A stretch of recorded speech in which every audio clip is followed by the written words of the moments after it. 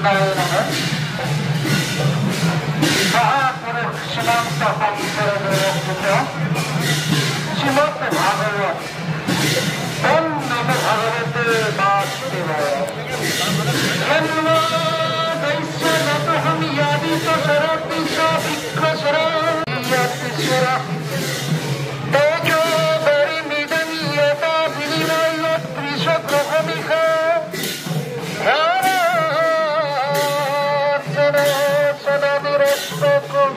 অঙ্গম চৈতন্যরম ধীমহি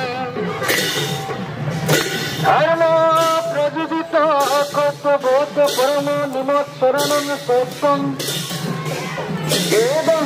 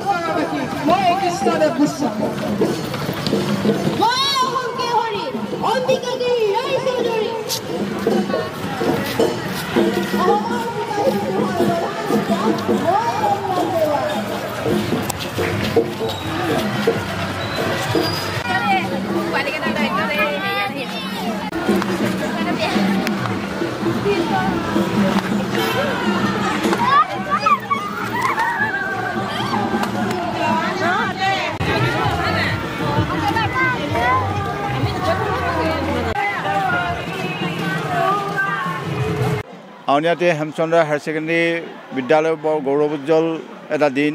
এই গৌৰৱোজ্জ্বল দিনটোত আমি সকলোৱে বেলেগ বেলেগ ঠাইৰ পৰা মানুহ আহি ইয়াত অংশগ্ৰহণ কৰি ইয়াৰ বিদ্যালয়ৰ যিটো মানে কাৰ্য সেই কাৰ্যত সহযোগিতা কৰি আমাক আনন্দিত কৰিছে।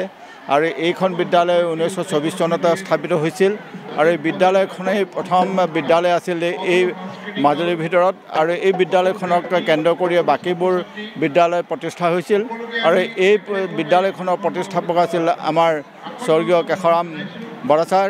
আৰু লগতে এই বিদ্যালয়ৰ স্থাপিত সময়ত সেই সময়ত আমাৰ আউনীআটীয় সত্ৰাধিকাৰ প্ৰভু ঈশ্বৰ হেমচন্দ্ৰ প্ৰভু ঈশ্বৰে আৰ্থিকভাৱে সহায় কৰিছিল আৰু ইয়াৰ পৰা বহুত ছাত্ৰ ছাত্ৰী উপকৃত হৈছে। আৰু ইয়াত মাজুলীতে নহয়, অসমতে নহয়, ভাৰতৰ বাহিৰত মানে পৃথিৱীৰ সকলো ঠাইতে আমাৰ ইয়াৰ শিক্ষাৰ্থী প্ৰাক্তন ছাত্ৰ ছাত্ৰীয়ে এটা আন্তৰ্জাতিক পৰ্যায়ত অৱস্থাপন কৰিছে। গতিকে আমি আজি শতবৰ্ষ পূৰ্তি গৌৰৱোজ্জ্বল দিনটোত আমি এনেকৈ উদযাপিত কৰিলোঁ। ধন্যবাদ। মাজুলী আউনীআটী হেমচন্দ্ৰ উচ্চতৰ মাধ্যমিক বিদ্যালয় 1924 চনত প্ৰতিষ্ঠা হৈছিলে। মাইনৰ স্কুল নামেৰে প্ৰথম 1924 চনত এইখন বিদ্যালয় প্ৰতিষ্ঠা হৈছিল। পৰৱৰ্তী সময়ত ইয়াৰ নাম হৈছিলে মাজুলী আউনীআটী হেমচন্দ্ৰ ইনষ্টিটিউট। তাৰ পাছত আহিলে ইয়াৰ নামকৰণ হ'ল মাজুলী আউনীআটী হেমচন্দ্ৰ হাইস্কুল আৰু 2013 চনত মাজুলী আউনীআটী হেমচন্দ্ৰ উচ্চতৰ মাধ্যমিক বিদ্যালয়। এইখনেই মাজুলীৰ প্ৰথম জ্ঞানৰ বন্তি। এই বিদ্যালয়ৰ পৰাই মাজুলীৰ সমগ্ৰ শিক্ষা ব্যৱস্থাটো ইয়াৰ পৰাই বিস্তাৰিত হৈছিলে।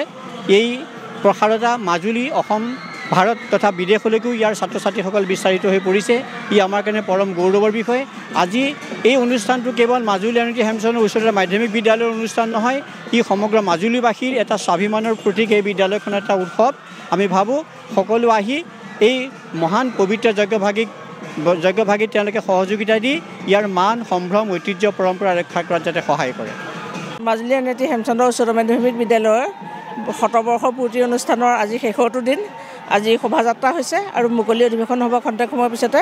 ৰাতিলৈ বৰ্ণাঢ্য সাংস্কৃতিক সন্ধিয়া আছে। আজি তিনিদিনে আমি যি আয়োজন কৰি অনুষ্ঠানভাগি সমাপন কৰি আহিছোঁ যথেষ্ট সফল হৈছোঁ। আজি শোভাযাত্ৰাত যথেষ্ট দৰ্শকৰ সমাগম ঘটিছে আৰু আমি বিদ্যালয়খিনি এই শতবৰ্ষ উৎসৱৰ শেষৰ ক্ষণত সকলোলৈকে কৃতজ্ঞতা আৰু ধন্যবাদ জ্ঞাপন কৰিছোঁ।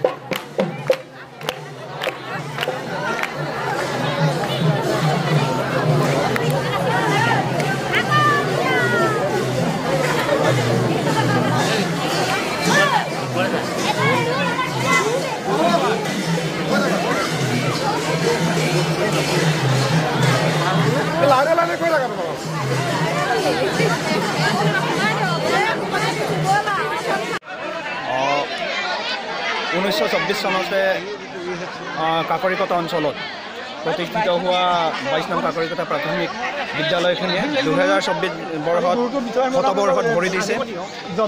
তাৰ উপলক্ষে আমি আজি 6 আৰু 7 জানুৱাৰী শনি আৰু দেওবাৰে দুদিনীয়া বৰ্ণাঢ্য কাৰ্যসূচীৰে আমি শতবৰ্ষ অনুষ্ঠানটি আমি আয়োজন কৰিছোঁ।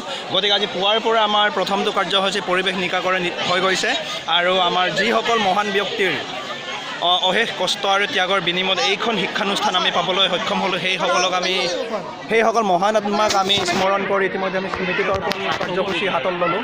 তাৰ পাছতে আমি ইতিমধ্যে 101খন পতাকা উত্তোলন কৰিছোঁ। আমাৰ সন্মানীয় উত্তোলকসকলৰ সৈতে আমি উত্তোলন কৰিছোঁ। আমাৰ স্থানীয় বিভিন্ন আমাৰ ওচৰৰে হাইস্কুলৰ সন্মানীয় শিক্ষকসকল, আমাৰ প্ৰাক্তন শিক্ষকসকল, প্ৰাক্তন কৰ্মচাৰী, গাঁৱৰ 2 নং বৰ্গীয়া কাকৰিকটাসমূহ গাঁৱৰ সহযোগত আমি ইতিমধ্যে এই পতাকা উত্তোলন কাৰ্যসূচী ইতিমধ্যে আয়োজন কৰিছোঁ। আৰু খন্তেক পাছতে আমাৰ প্ৰাক্তন ছাত্ৰ ছাত্ৰীৰ সন্মিলন, আলোচনা চক্ৰ আৰু সন্ধিয়ালৈ সাংস্কৃতিক অনুষ্ঠান আৰু কাইলৈ দেওবাৰে আমাৰ আটাইতকৈ আমাৰ গুৰুত্বপূৰ্ণ যিটো আমাৰ অনুষ্ঠানৰ গুৰুত্বপূৰ্ণ অংশস্বৰূপে আমাৰ সাংস্কৃতিক শোভাযাত্ৰা হ'ব। তাৰপৰা মুকলি সভা আৰু সন্ধিয়ালৈ সাংস্কৃতিক সন্ধিয়া আমাৰ হ'ব। আমাৰ মুকলি সভাত আমাৰ মুখ্য আকৰ্ষণ হ'ল আমাৰ অসমৰ মাননীয় শিক্ষামন্ত্ৰী ডক্টৰ ৰোমছ পেগু ডাঙৰীয়া, তপন কুমাৰ গগৈ আৰু আমাৰ জিলা আয়ুক্ত ডক্টৰ কাবেৰী শৰ্মা আদি উপস্থিত থাকিব।